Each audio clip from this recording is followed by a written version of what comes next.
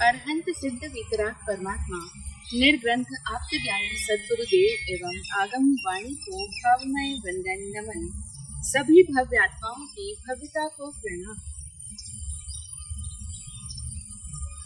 टूटा हो जो उसूल, हुई हो कोई भूल तो क्षमा कराना है, खमत खमाना है। संवत्सरिक क्षमापना के अवसर पर आप सभी से खमत खामना। हमारे मन, वचन और काया के द्वारा किसी भी प्रकार की भूल हुई हो तो उसके लिए क्षमा याचना करते हैं। संवत्सरी के प्रतिक्रमण के पश्चात हम सभी लोग परस्पर एक दूसरे से इसी तरह से क्षमा याचना करते हैं, खमत खामना कहते हैं। लेकिन सोचने की बात यह है कि हम ये तो बोलते हैं कि हमसे कोई भूल चूक हुई हो तो उसके लिए क्षमा मांगते हैं, लेकिन भूल किसके प्रति हुई हो? क्या स्वयं के प्रति हुई भूल के लिए, या फिर सामने वाले के प्रति कोई भूल हुई हो, यानी दूसरों के प्रति हुई हो, अथवा परमात्मा के प्रति कोई भूल हुई हो? तो इसका उत्तर है तीनों के प्रति। क्योंकि वितराग परमात्मा की तो आज्ञा नहीं है कि हम लोग क्रोध करें, हम लोग अभिमान करें, घमंड में आए, अथवा हम लोग माया कपट करें, अथवा हम लोग लोभ लालच के भाव रखें, अथवा हम लोग किसी का दिल दुखाएं, किसी को कष्ट पहुंचाएं, हिंसा, झूठ, चोरी, मैथुन, परिग्रह का सेवन करें, अथवा राग द्वेष के भावों में रत रहें। ये सब वितराग परमात्मा की आज्ञा नहीं है, लेकिन इसके बावजूद हम सबके द्वारा ऐसा हो जाता है। हम सभी लोगों के द्वारा 18 पापस्थान का सेवन होता है। तो ऐसे में हम परमात्मा के प्रति भूल कर रहे हैं, और ऐसा करते समय हम स्वयं अपनी आत्मा को भी कष्ट पहुंचा रहे होते हैं। क्योंकि जब हम किसी और के प्रति गुस्सा कर रहे हैं तो सबसे पहले हम अपनी ही आत्मा को अधोगामी कर रहे हैं, हम अपना ही अधोपतन कर रहे होते हैं। जब भी आत्मा स्वभाव से च्युत होकर के विभावों में जाती है, राग द्वेष कर रही होती है, उस समय में हम स्वयं अपने आप की शांति को भंग कर रहे होते हैं, स्वयं को कष्ट दे रहे होते हैं, और दूसरों को तो ऑब्वियसली हम पीड़ा पहुंचाने का कारण बन ही रहे होते हैं। तो इसीलिए तीनों के प्रति हमसे जो कोई भी भूल हुई हो, और 3 साधनों के द्वारा, क्योंकि हम सबके पास 3 ही साधन हैं, मन, वाणी और काया, इन तीनों के द्वारा तीनों के प्रति कोई भी तरह की भूल हुई हो तो उसके लिए हम क्षमा मांगते हैं। अब यहाँ पर एक बहुत इम्पोर्टेंट बात समझने की ये भी है कि हम सभी लोग इस संवत्सरिक क्षमापना के अवसर पर क्षमा याचना तो करते हैं, यानी क्षमा मांग तो लेते हैं, लेकिन क्षमा करते कोई नहीं है। क्षमा मांगना अलग चीज है, और क्षमा करना यानी क्षमा देना, ये दोनों 2 अलग अलग बातें हैं। और आपने ये तो सबके मुंह से सुना होगा कि हम क्षमा याचना करते हैं, हम सब आपसे क्षमा मांगते हैं, खमत खामना, हमें माफ करना जी। लेकिन क्या हमने कभी किसी के मुंह से ये सुना है कि हम आपको क्षमा करते हैं, हम आपको माफ करते हैं, हम आपको क्षमा देते हैं? ऐसा तो हमने किसी के मुंह से नहीं सुना होगा। लेकिन इस क्षमा के ये दोनों ही एस्पेक्ट होते हैं। जितना इम्पोर्टेंट क्षमा याचना करना है, क्षमा मांगना है, उतना ही और बल्कि उससे भी ज्यादा महत्वपूर्ण होता है क्षमा करना। अगर हम क्षमा कर नहीं पा रहे तो हमारा ये क्षमापना पूरी तरह से घटित ही नहीं हो पा रहा, हमारे अंदर सच्ची क्षमा घटित नहीं हो पा रही है। क्योंकि इस पूरे वर्ष भर में, अथवा हम अपने पूरे विगत जीवन में देखें तो अनेकों बार ऐसी स्थितियां आती है जब हमें कोई लोग ऐसा बोल जाते हैं जो हमें टच कर जाता है, हमें बुरा लगता है, अथवा कई बार लोग हमारे साथ में मिसबिहेव कर लेते हैं। ऐसा आचरण होता है उनका, या वो उनका ऐसा व्यवहार होता है जो कि उचित नहीं था, फिर भी उन्होंने किया और वो चीज हमें अच्छी नहीं लगी, हमें बुरी लगी। अथवा कई बार लोगों के द्वारा हमारा डिसरिस्पेक्ट हो जाता है और हमें बड़ा फील होता है, तो कई बार हमारा दिल आहत हो जाता है किसी के शब्दों के कारण, किसी के मिसबिहेव के कारण, किसी के द्वारा कुछ भी मन में भी अगर वो हमारे प्रति गलत सोच रहा है और हमें पता लग जाता है तो हमें बड़ा दुख होता है। तो इस तरीके से जब भी किसी के भी व्यवहार के द्वारा हमें हर्ट फीलिंग हुई हो, यानी हमारे मन में उसके लिए बहुत दुख वाली फीलिंग है, और इसी के साथ साथ हम लोग एक सामाजिक जिंदगी जीते हैं तो हमारे रिलेशंस में भी बहुत सारी ऐसी बातें होती है जहाँ पर हमें किसी से कोई एक्सपेक्टेशन थी, हमने उसको एक्सपेक्ट किया था कि वो ऐसा करेगा, लेकिन वो ऐसा नहीं कर पाया।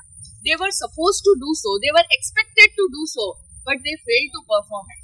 तो कई बार हमारी अपेक्षाओं पे लोग खरे नहीं उतरे। हमारे रिलेशंस में होता है, पेरेंट्स को बच्चों से बहुत सारी एक्सपेक्टेशंस होती है कि ये बड़ा होकर के पढ़ाई करेगा, करियर बनाएगा, हमारा नाम रोशन करेगा, बहुत कुछ अच्छा करेगा, कुल मिलाकर एक संस्कारी होगा, एक आज्ञाकारी पुत्र होगा, लेकिन वो उनकी अपेक्षाओं पे खरे नहीं उतरते। इसी तरीके से बच्चों को भी पेरेंट्स से एक्सपेक्टेशंस होती है, हस्बैंड को वाइफ से होती है, वाइफ को हस्बैंड से होती है, सासू को बहू से होती है। तो इस तरह हम जहाँ पर भी रहते हैं, हमारे रिश्तों में हमें बहुत तरह की अपेक्षाएं होती है लोगों से, और हमारी समाज में भी हमें बहुत तरह की अपेक्षाएं होती है। हम जिस वर्क प्लेस पे काम करते हैं वहाँ पर बॉस को अपने कर्मचारी से, अपने सबऑर्डिनेट से कई तरह की एक्सपेक्टेशन होती है, अथवा कई बार एक्सपेक्टेशंस होती है, और कई बार हमारे कुछ फर्ज होते हैं, हमारी कुछ ड्यूटीज होती है जिन्हें परफॉर्म हम नहीं कर पाते हैं। तो ऐसी बहुत सारी चीजें घटित हुई कि जहां हमारी एक्सपेक्टेशंस को किसी ने पूरा नहीं किया, अथवा जहां जो ड्यूटीज उन्हें पूरी करनी चाहिए थी उसे वो फुलफिल नहीं कर पाए, उसमें वो फेल रह गए। तो ऐसे में हमारे मन में एक मलाल रहता है कि इसको ये करना चाहिए था, इसका ये फर्ज बनता था, इसकी जिम्मेदारी थी, लेकिन फिर भी इसने ये जिम्मेदारी नहीं निभाई। तो हमारे मन में उसके प्रति कहीं कोई बुरा लगता है, कहीं कोई मलाल रहता है। तो इस तरह की ये जितने भी गिले शिकवे रहते हैं, और ये जितनी भी बुरा लगा, अच्छा नहीं लगा, इस चीज को लेकर के हम अपने मन में स्टोर करके रखते हैं। ये सारी बातें, ये जो बुरे लगने वाली फीलिंग है, ये हमेशा हमारे मन में दबी रहती है कि इसने मुझे उस समय में चीट किया था, इसने हमारे साथ में उस समय अच्छा बिहेव नहीं किया था। तो कई बार तो लोग बरसों हो जाते हैं, उनसे बातचीत ही नहीं करते, उनसे माफी नहीं मांगते, और उनके प्रति मन में हमेशा एक दुर्भावना बनी रहती है।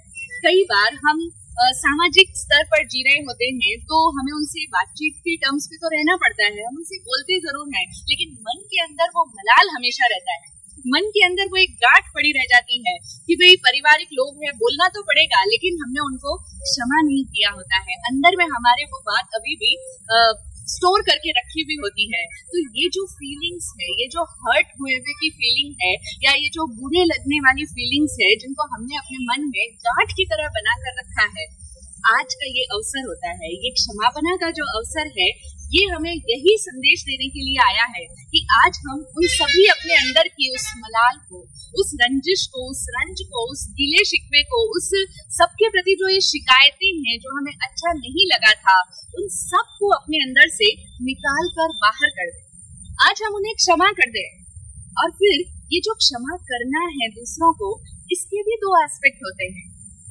एक तो ये कि हमने उनको बोल दिया कि चलो भाई हमने तुमको क्षमा कर दिया, बुरा तो हमें लगा, तुमने ठीक तो नहीं किया, तुमने उस दिन हमारे साथ में अच्छा बिहेव नहीं किया था, तुम्हें ऐसा नहीं करना चाहिए था, या एज अ फादर तुम्हें ये करना चाहिए था और तुमने नहीं किया, as a parent, as a husband, as a wife तुम्हें ये सब करना चाहिए था, लेकिन तुमने नहीं किया, मुझे अच्छा नहीं लगा, बहुत बुरा लगा, लेकिन ठीक है आज हम तुमको क्षमा करते हैं। तो एक तो जहाँ पर हमारा फोकस सामने वालों के प्रति होता है, दूसरों के प्रति होता है कि हमने तुम्हें क्षमा कर दिया, हालांकि ये भी बहुत कठिन होता है, लेकिन इससे भी ज्यादा महत्वपूर्ण ये होता है कि इस क्षमा करने के समय में हमारा फोकस हमारे अपने अंदर हो, कि हमारे मन में जो वो बुरे लगने वाली फीलिंग है, जो हमारे मन में उसके प्रति ये जो रोष का भाव है, इसको हम अपने अंदर से मुक्त करते हैं।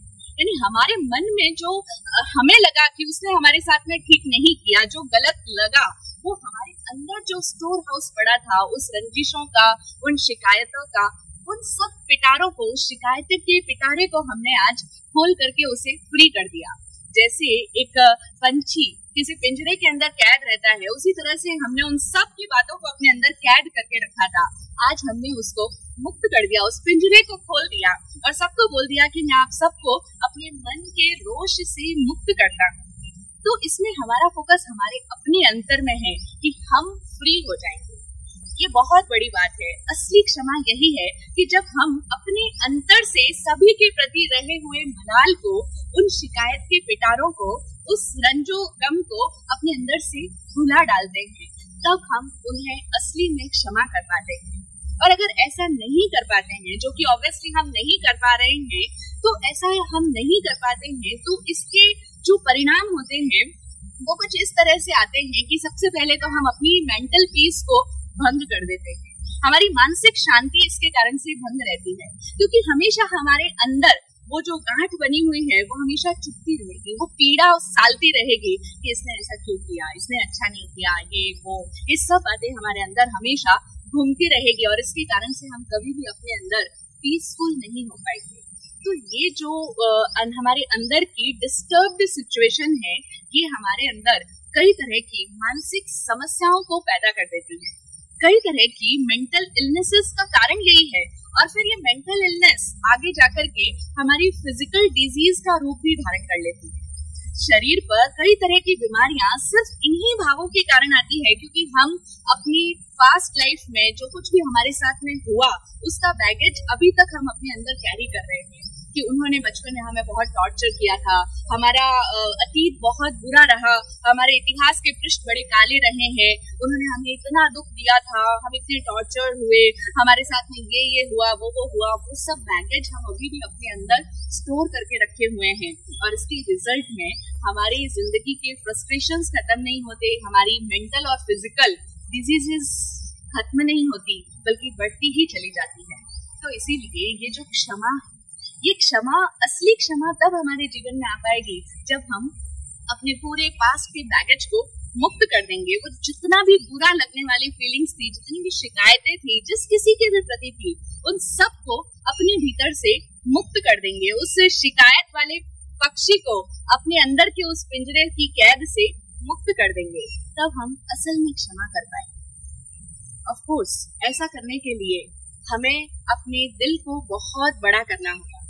अगर हमारा हृदय इतना उदार नहीं है तो निश्चित रूप से हम ये वास्तविक क्षमा कभी भी अपने जीवन में नहीं ला पाएंगे।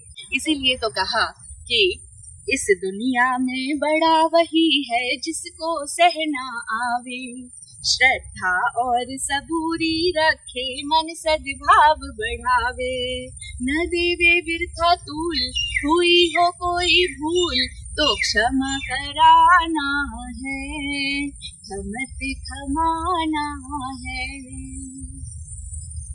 हम सभी लोग भगवान को मानते हैं और उन भगवान के प्रति हमारे मन में एक धारणा होती है कि भगवान सबसे बड़े हैं, भगवान को हम बड़ा मानते हैं। और फिर भगवान भी सबके अपने अपने हैं, सबकी अपनी अपनी मान्यता के हिसाब से है। कोई भगवान महावीर स्वामी को भगवान के रूप में मानते हैं, तो किसी के लिए प्रभु श्री राम, प्रभु श्री कृष्ण भगवान है, तो किसी के लिए गौतम बुद्ध भगवान है, किसी के लिए मोहम्मद, किसी के लिए जीसस। तो हम जिनको भी भगवान मानते हैं, जिनको भी हम बड़ा कहते हैं कि वो ईश्वर, वो परमात्मा है, वो सृष्टि की सबसे बड़ी ताकत है, तो हम उन्हें बड़ा क्यों कहते हैं, वो हमारे लिए सबसे बड़े क्यों कहलाते हैं? अगर हम उन सभी भगवान की या महापुरुषों के जीवन को देखें तो उन सभी में एक बात कॉमनली पाई जाती है, और वो कॉमन फैक्टर सबकी लाइफ में जो होता है वो है कि उन सभी के जीवन में क्षमा का गुण पाया जाता है। वो सभी लोग सहन करना जानते हैं, वो सभी लोग सबको क्षमा करते हैं। क्षमा करने का मतलब होता है सबको स्वीकार करते हैं। क्षमा का मीनिंग है सहन करना, और सहन करने का मीनिंग होता है एक्सेप्ट करना, सर्व स्वीकार भाव। जो जैसा है उसको वो स्वीकार करते हैं और उसके प्रति उनके मन में प्रेम भाव होता है। और जहाँ जहाँ भी हम भी देखें अपनी लाइफ में, हमें जिसके प्रति भी प्यार होता है, अफेक्शन होता है, लव होता है, हम उसकी हर बात को एक्सेप्ट कर लेते हैं, उसकी कोई भी बात हमारे लिए एक्सेप्टेबल होती है। तो जहाँ प्रेम है वहाँ स्वीकार का भाव है, वहाँ पर क्षमा का भाव है, और जहाँ पर प्रेम नहीं है वहाँ पर क्षमा नहीं होती।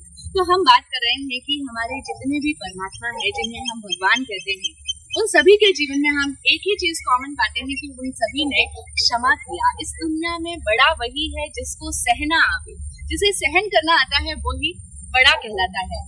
हम देखें भगवान महावीर स्वामी के जीवन में ग्वाले का कष्ट आया, ग्वाले ने उनके कानों में कीले ठोके, संगम ने उन्हें कई तरह के कष्ट दिए, अनार्य लोगों ने उन्हें बहुत तरह की पीड़ा पहुंचाई, लेकिन भगवान ने सभी को क्षमा की। क्षमा किया ये भी हम कह रहे हैं, लेकिन क्षमा उनका स्वभाव था, उनके भीतर सहज क्षमा थी, यानी वो सबको स्वीकार करते थे। इसी तरीके से हमने बहुत सारे ऐसे एग्जाम्पल सुने हैं कि गौतम बुद्ध के सामने कई बार ऐसे लोग आए जो आते और उन्हें गालियां सुना करके जाते, जो आते उन्हें बहुत कटु शब्द कहते, उनकी आलोचनाएं करते, उनका अपमान करते, जगह जगह गांव-गांव नगर-नगर में उन्हें ऐसे बहुत लोग मिलते, लेकिन वो क्या करते, वो उसके प्रति कोई रिएक्शन नहीं करते। उनके मन में किसी के लिए कोई तरह की दुर्भावना नहीं थी, उनके मन में भी सहज क्षमा थी।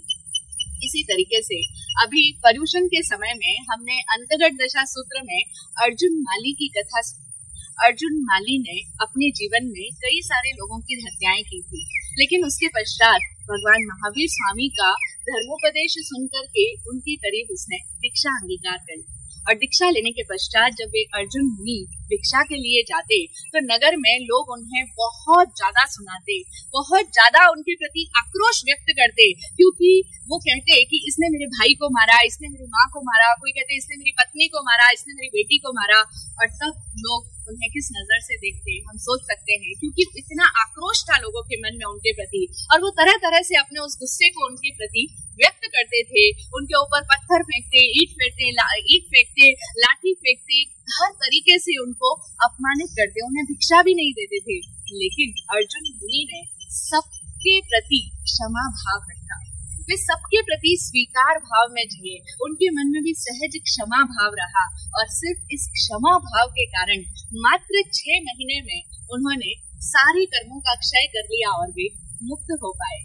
इसी तरीके से जीसस के जीवन में हम देखें, वो ऐसे ऐसे लोगों के घर जाते थे जो कि समाज में बहुत ही अपमानित, निंदित, घृणित समझे जाते थे।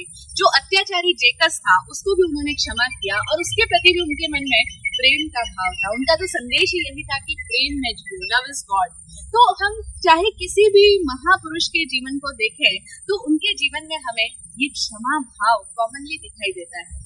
तो इसीलिए इस दुनिया में बड़ा वही है जिसको सहना आवे, श्रद्धा और सबूरी रखे, मन सद्भाव बढ़ावे। हम लोग इसीलिए बड़े नहीं हैं, इसीलिए महापुरुष नहीं हैं, क्योंकि अभी हमारे हृदय में वो क्षमा भाव नहीं है। और क्षमा भाव तो दूर की बात, अभी हम सद्भाव भी नहीं रख पाते। लेकिन अगर हमें सच में ही साधना करनी है, अगर हमें धर्म को सिर्फ रूढ़ रूप में पालन नहीं करना, सिर्फ उसको एक रिवाज के रूप में फॉलो नहीं करना है कि मात्र ये कुछ दिन आए पर्युषण के, हमने कुछ धार्मिक रिवाजों को फॉलो कर लिया और हम धार्मिक हो गए, हमने अपने आप को सेटिस्फाई कर लिया, स्व संतुष्टि मना ली कि हम धार्मिक हैं, हम 8 दिन पर्युषण में धर्म क्रियाएं करते हैं, तपस्या भी कर लेते हैं और हम ठीक है, हम ठीक चल रहे हैं। सिर्फ इतना नहीं, अगर सच में हम अपने धर्म को अपने जीवन में लाना चाहते हैं, जीवन को धर्ममय जीना चाहते हैं, तो हमें एक बात की अपने अंदर ये टकोर देनी होगी, अपने आप को ये चीज की शिक्षा देनी होगी कि चाहे कोई भी कैसा भी भाव रख रहा हो मेरे प्रति, लेकिन मेरे मन में किसी के भी प्रति दुर्भावना ना आने पाए।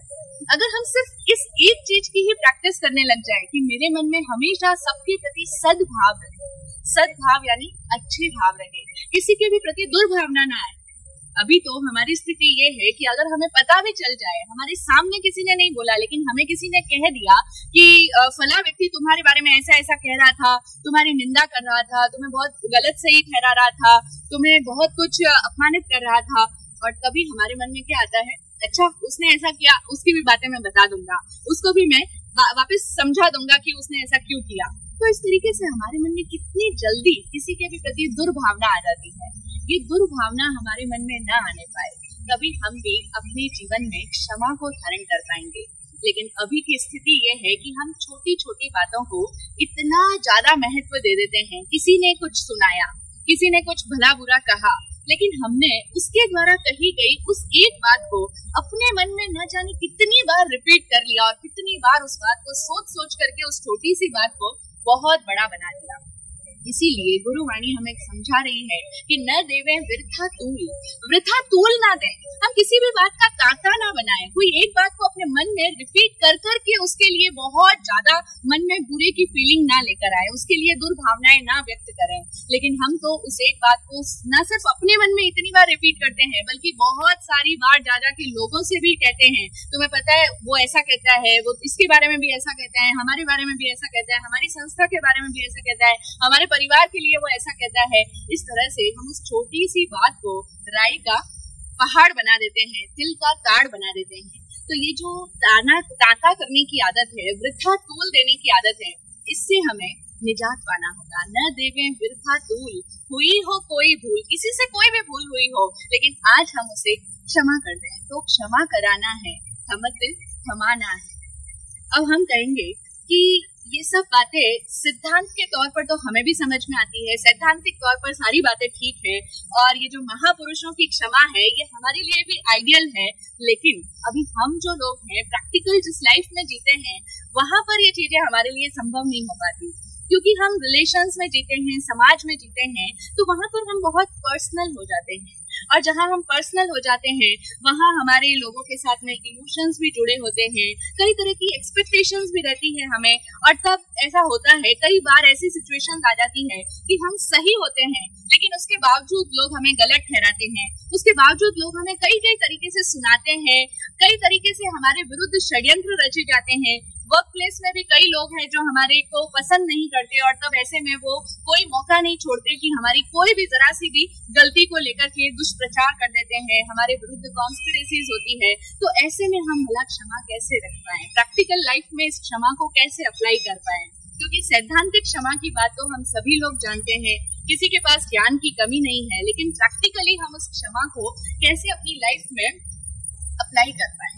तो इसके लिए गुरुवाणी कहती है, पाद पाद यह सात जगत है, बुद्धि न्यारी न्यारी, सबको कर्म चुकाने होंगे अपनी अपनी बारी, रखे क्यों मन शूल, हुई हो कोई भूल, तो क्षमा कराना है, मत खमाना है। इस दुनिया के अंदर जिस तरह से हम लोग अलग अलग लोगों को देखते हैं, उन सब की शारीरिक संरचना भिन्न भिन्न तरह की होती है। कोई लंबा है तो कोई नाटा है, कोई मोटा है, कोई पतला है, कोई गोरा है, कोई काला है। सबकी शारीरिक बनावटें अलग अलग तरह की है, और उसी तरीके से सब व्यक्ति इस दुनिया के अंदर, ईच एंड एवरी पर्सन अपने आप में अनूठा है, बेजोड़ है। हर व्यक्ति अपने आप में विलक्षण है, हर व्यक्ति एक दूसरे से भिन्न है, जुदा जुदा है। तो जिस तरह से शारीरिक बनावट जुदा है, उसी तरह से सबका मानसिक जो संरचना है, मानसिक बनावट जो है, वह भी सबकी अलग अलग होती है। और ये बात हमें समझनी है, हमें अपने आप को इतना परिपक्व करना होगा समझ के स्तर पर, कि हम इस बात को समझ पाए कि इस दुनिया के अंदर कोई भी व्यक्ति एक जैसा नहीं हो सकता। लेकिन जनरली हम लोग क्या एक्सपेक्ट करते हैं कि अरे भाई मैं समझ रहा हूँ तो उसे भी तो समझना चाहिए, उसे ऐसा तो नहीं करना चाहिए, वो क्यों मेरे प्रति गलत करता है, मैं तो समझ जाऊंगा लेकिन वो क्यों नहीं समझता है। हम उससे एक्सपेक्ट करते हैं, लेकिन हमें ये समझना होगा कि इस दुनिया में सबकी मति अलग अलग है। पाद पाद यह सात जगत है, बुद्धि न्यारी न्यारी, सबकी बुद्धि न्यारी न्यारी है, सबकी मति का समझने का, अंडरस्टैंड करने का तरीका अलग अलग होता है। हर व्यक्ति की मति हमारे अनुरूप नहीं हो सकती है, तो हम किसी से क्यों तुलना करें और क्यों किसी से अपेक्षा रखें कि उसको ऐसा नहीं करना चाहिए या उसको ऐसा करना चाहिए था, उसने ऐसा क्यों नहीं किया, वो हमें क्यों गलत प्रूव कर रहा है, वो हमारे विरुद्ध क्यों कॉन्स्पिरेसी कर रहा है। ऐसा नहीं हो सकता। उसकी जो समझ होगी, उसकी समझ का जो स्तर है, वो उसी के अनुरूप व्यवहार करेगा। उसकी समझ इसी प्रकार की है, इसीलिए उसका रिएक्शन इसी तरीके से आता है। वो उसके कार्य करने का तरीका है, वो उसके रिएक्ट करने का स्टाइल है। ये बात हमें समझनी होगी कि उसके रिएक्शन का स्टाइल ऐसा है, उसका अंदाज ऐसा है। सबकी भिन्न भिन्न शैलियां हैं, सबके अलग अलग तरह के अंदाज है, सब अपने क्रोध को अभिव्यक्त करने का ढंग भी सबका अलग अलग है। तो इसीलिए हम किसी से एक्सपेक्ट करेंगे तो हम करते ही रह जाएं, हम भले कितनी ही बार ये कहते रह जाएं कि उसे भी समझना चाहिए, अगर आधी गलती मेरी थी तो आधी गलती उसकी भी थी, उसको भी तो क्षमा करना चाहिए। इन सब बात का कोई सॉल्यूशन कभी भी नहीं निकलने वाला है। अगर वो हमारे ऊपर कीचड़ उछालता है और हम सोचें कि हम भी वापस उसके ऊपर कीचड़ उछालें, हम भी उसे नीचा दिखलाने का प्रयास करें, तो ये सब क्या होगा? ये सब तो सिर्फ हमारे ही मन का मैल है। ये सिर्फ हमारे मन की मलिनता को ही शो करता है कि हम भी वापस अपने जो समझ के स्तर था हमारा, हम अपनी उस समझ के स्तर से नीचे गिर रहे हैं। तो इसीलिए हमें समझना होगा कि इस दुनिया में अनेकांत है। यह पूरा जगत या पूरी सृष्टि अनेकांत है, सब भिन्न भिन्न तरह के हैं और सबके तरीके अलग अलग है। पाद पाद यह स्यात जगत है, यानी ये पूरा जगत हर कदम कदम पर, पाद पाद पर यानी कदम कदम पर, हर कदम पर आपको हर व्यक्ति का स्टाइल अलग मिलेगा, हर व्यक्ति की अंडरस्टैंडिंग अलग तरह की होगी, हर व्यक्ति के सोचने का तरीका अलग होगा, हर व्यक्ति के रिएक्ट करने का तरीका अलग होगा और सबकी बुद्धि भी न्यारी न्यारी है। एक संस्कृत में कहावत आती है, मुंडे मुंडे मतिर भिन्ना, यानी हर मुंड में मति सबकी भिन्न भिन्न होती है। तो इसीलिए सब आपकी मति के अनुरूप हो जाएंगे, ये अपेक्षा करना ही व्यर्थ है। ये समझदारी हमें अपने अंदर विकसित करनी होगी और सबको कर्म चुकाने होंगे अपनी अपनी बारी। सबके अपने अपने कर्म हैं, सबकी अपनी अपनी सोच है, सबको अपने कर्मों का फल मिलेगा।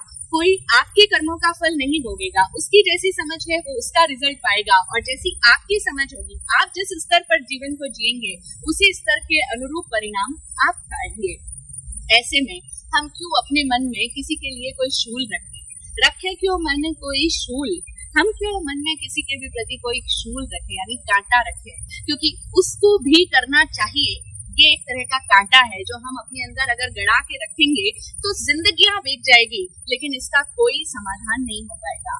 हमें इस कांटे को अपने अंदर से निकाल करके, उखाड़ करके बाहर करना ही होगा और इस फैक्ट को समझना ही होगा कि हर एक की समझ का स्तर अलग अलग ही होता है।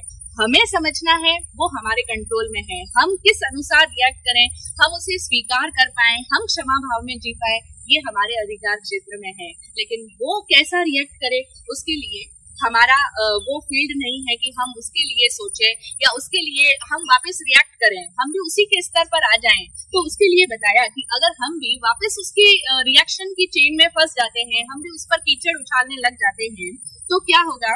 माया है सब मैल मनों का, समझे आवे शांति, वरना कोई क्या कर लेता, खोता निज की कांति। बातें हैं उल जलूल, हुई हो कोई भूल, तो क्षमा कराना है, हमसे क्षमाना है। अगर हम भी वापस अपने मन में उसके लिए दुर्भावनाएं रखने लग गए और मौका ढूंढने लग गए कि हम भी वापस बदला लेंगे, हम भी उसे दंडित करने का प्रयास करने लग गए, जबकि सबके कर्म उनके अनुरूप उन्हें परिणाम देंगे, लेकिन हमारे मन में क्या होता है? उसने गलत किया तो हम उसको सजा देंगे, हम उसे मजा चखाएंगे, यानी हम उसे दंडित करने का जो भाव रखते हैं, ये हमारे मन का मैल है। और हमारे मन का मैल अगर हम इसे नहीं समझ पाएंगे तो हम सदा ही अशांत बने रहेंगे, इसका कोई सोल्यूशन नहीं है। और समझ गए तो समझिए आवे शांति, वरना कोई क्या कर लेता, होता निज की कांति। अगर हम नहीं समझ पाए इस बात को, मन के अंदर बहुत सारी ये गिल्ट्स लेकर के बैठे रहेंगे, बहुत सारी हर्ट हुए हुए की फीलिंग्स लेकर के बैठे रहेंगे, ये बुरा लगा, ये उसने अच्छा नहीं किया, ये सब चीजें अगर हम अपने मन के स्टोर हाउस में संजो करके बैठे रहेंगे तो हम अपनी ही कांति खोएंगे। यानी हम अपनी अंतर में जो हमारा मन प्रफुल्लित होना चाहिए था, जो हमारे अंदर की ताजगी स्वाभाविक रूप से जो बाहर प्रकट होती, उसको हम खो देंगे, जिसकी हम पहले बात कर चुके हैं कि हम कई तरह की मानसिक और शारीरिक बीमारियों के शिकार बनते चले जाएंगे। तो इसीलिए ये सारी बातें उल जलूल है, यानी व्यर्थ है। अगर क्षमा नहीं करेंगे तो इस रिएक्शन की चेन में ये जितनी भी बातें होगी, ये सब व्यर्थ की तांताबाजी है, व्यर्थ की बातें हैं और इससे हम अपने संसार चक्र को निरंतर बढ़ाते ही चले जाएंगे। इसीलिए हमें समझना है, जो गुरुदेव की वाणी हमें समझाने का प्रयास कर रही है, यूं विराट कहता है जीवन थोड़े दिन की गाथा, फिर क्यों वैर विरोध बढ़ाकर हरे स्वयं की साथा, नहीं भी अनुकूल हुई हो कोई भूल, तो क्षमा कराना है, मत थमाना है। यूं विराट कहता है जीवन थोड़े दिन की गाथा। ये जीवन कोई अमर थोड़ी ना जीवन लेकर आए हैं हम अमर नहीं है इस जीवन में, बहुत सदियों तक हमें नहीं जीना है। थोड़े दिन का ही जीवन है और इस थोड़े दिन के जीवन में भी अगर हम वैर विरोध में ही अपने इस जीवन को व्यर्थ करते चले जाएंगे तो हम औरों की शांति भंग करेंगे। लेकिन उससे ज्यादा महत्वपूर्ण बात है कि हम अपनी ही साता का हरण कर लेंगे, हम अपने भीतर असाता में जिएंगे। और जो असाता में जीता है, हम लोग जानते हैं कि असाता में जीने वाले को असाता वेदनीय कर्म का निरंतर बंधन होता चला जाता है। और ये असाता वेदनीय कर्म जब उदय में आता है तो कई तरह की शारीरिक मानसिक व्याधियां लेकर के आता है, आदि उपाधि व्याधि, इन सब से व्यक्ति त्रस्त रहता है। तो हम असाता में ना जिए, हम अपने भीतर साता रखें। नहीं भी अनुकूल, अगर कुछ अनुकूल नहीं भी हो रहा है तो भी हम अपने मन की शांति को भंग ना होने दें। हम एक ही मंत्र को साध लें कि हमेशा सबके प्रति सद्भावना रहेगी, मन में क्षमा भाव रहेगा, हम सबको स्वीकार करके जिएंगे। और तब हम कह उठेंगे, प्रभु मैं करूं सबको सहन, सब जीव भी मुझको सहे, ये लोक के सब भूत गण गण, वैर ना को होई लहे। प्रभु मैं करूं सबको सहन, मैं सबको स्वीकार करता हूँ और सब जीव भी मुझे स्वीकार करे। I accept everybody as they are and everybody accept me as I am। अगर ये चीज हमारे जीवन का मूल मंत्र बन जाए तो हमारे हृदय से सारा मैल निकल जाएगा, सारी मलिनता निकल जाएगी और तभी हमारी क्षमापना सार्थक हो पाएगी। ये क्षमापना, इस वर्ष की क्षमापना हमारे लिए सच्ची क्षमापना बन जाए, हमारे जीवन की मलिनता को, हमारे भीतर की कलुषता को दूर करने वाली बन जाए और हमारा अंतरतम शुद्ध हो जाए। यही शुभ मंगल भावना। ओम शांति, ओम शांति। जय।